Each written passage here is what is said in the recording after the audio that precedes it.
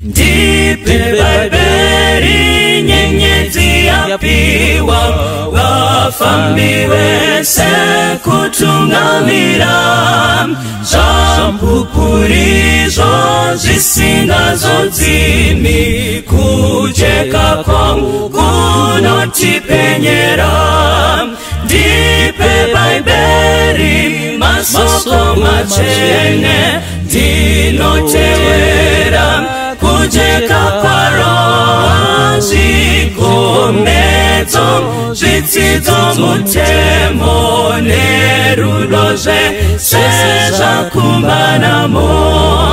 Ndipe Babeli aponda tambuzwa ngezitima ne urombo wazo Ndipe masio Jesu atahura kunditondeta alipopeto Ndipe Babeli masoko machene dinotewera kujeka kwaro zikomezo zitizo mutemo nerudoze seza kumbanamo Ndipe Babeli ndinofambanaro rinditseurengeza kaipa mwenjewe rupo nesomunedima kundipangidza nzira kurenga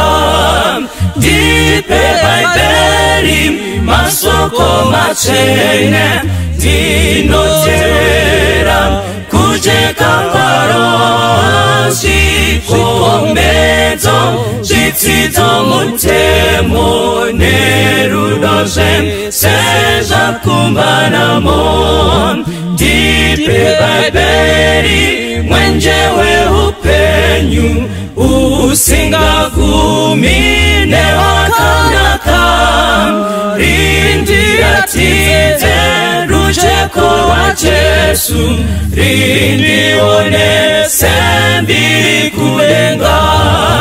Ndipe Babeli masoko machene dinotewera kujeka kwaro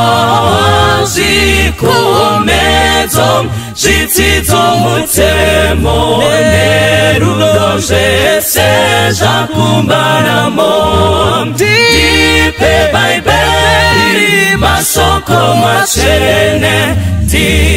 dinotewera kujeka kwaro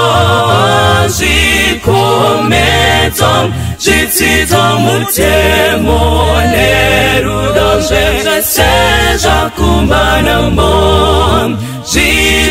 zikomezo zitizo mutemo nerudoze seza kumbanamo